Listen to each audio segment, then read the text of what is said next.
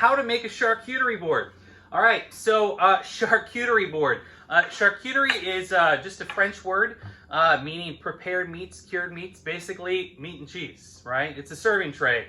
But, you know, foodies, you know, are really into charcuterie. It's been kind of the rage the last couple of years, and they're just really fun for serving boards. We use ours all the time at home. But this last year, I decided to make a bunch. So I made about 40 to 50 different boards. And since I knew I was going to make so many, I made a bunch of templates. So you can do templates. This video shows how to use, you know, a template, get your handle designed for a repeatable look.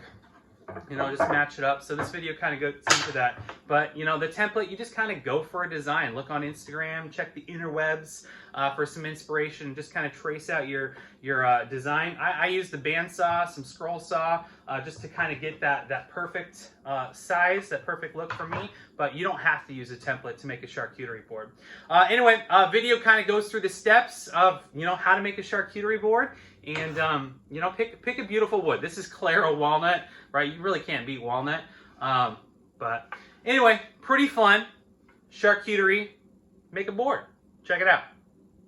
All right, so starting off with whatever stock you've got, I definitely would recommend around 3/4 of an inch to maybe an inch thick max.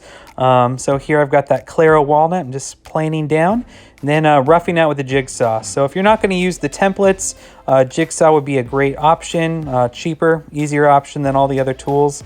But I just took my templates and I traced out the shape onto the board and got that roughed out look, which is really important. You know, of course, you also have to drill out that center handle and clean up the inside too. Reason why this is so important is with using flush trim bits, if you're not closer to that line, it's just going to put too much strain on the bit itself, and it could be a recipe for disaster. But then you take the template and then just kind of go ahead and line it up again. You can see I had some room there with the pencil line. And, you know, I'm using CA glue and activator. Some people use carpet tape or double-sided tape. I just feel like, you know, the activator works so quick and it's just got a much tighter hold and it just feels safer for me. And then clean it up and off to the router table. I'll leave a link in the description to this router bit that I'm using, but you just want a good flush trim bit, and then just work your way across the template nice and easy, and it works like magic. And once you're done, peel it off, and voila, you've got yourself a gorgeous charcuterie handle. I had a lot of void fills on mine. When you work with really funky wood, it's going to have to do a lot of epoxy or you know, CA glue fills for all those bug tracks and cool voids. Adds a cool look, just some extra steps here. Might not be the case with your wood. And then to clean up the edges. So a benchtop sander like this unit is amazing. Can really make quick work of it. You don't need this tool though. A handheld sander will do the trick just fine. But it really helps with the live edge and just cleaning up all those spots. All right, a round over is a must.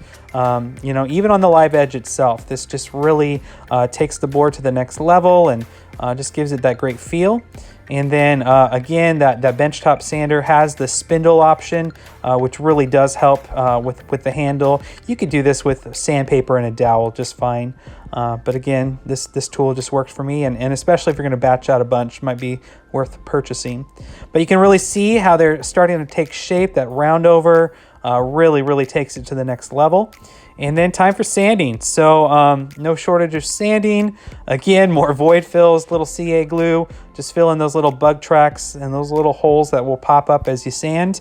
Want to make sure you don't have any of those openings. But keep sanding, and then right before your last grit, you want to raise the grain with some water. So really light, go light with the water. This just raises all the wood fibers, and then you can sand it again and it'll knock it down. After the board gets washed for the first time, if you don't do this, it would get really rough. So this is an important step. And then I'm sanding here. My last grit, I did 220 here, and then time for mineral oil. So mineral oil is a food safe finish. You just want to keep applying it till the board fully soaks it up. You can really see the character of the wood come to life, that natural color, the wood grain. But yeah, get a good soak with mineral oil, and then you can, yeah, check it out. So make a good selection in what wood you use. It definitely makes a difference. For me, I sand it again. Once it dries, I sand it at 320 again, just really lightly, just letting the weight of the sander do the work. Just makes it super silky smooth. Some more hand sanding as well. But it's a great step picked up from a buddy on Instagram, Mooseworks, and works really well. All right, and then wax. So once you're done sanding, you want to add some wax. Walrus oil makes a great board wax. You can do a home finish as well, but got to get that wax for the sheen and for the protection. Check out that grain. So some fun handle designs. Really play around with it. Have fun with it. I kind of think the funkier the better. Here you can see a bunch of other ones we've made using the same process. But make a charcuterie board. Have fun with it. Charcuterie.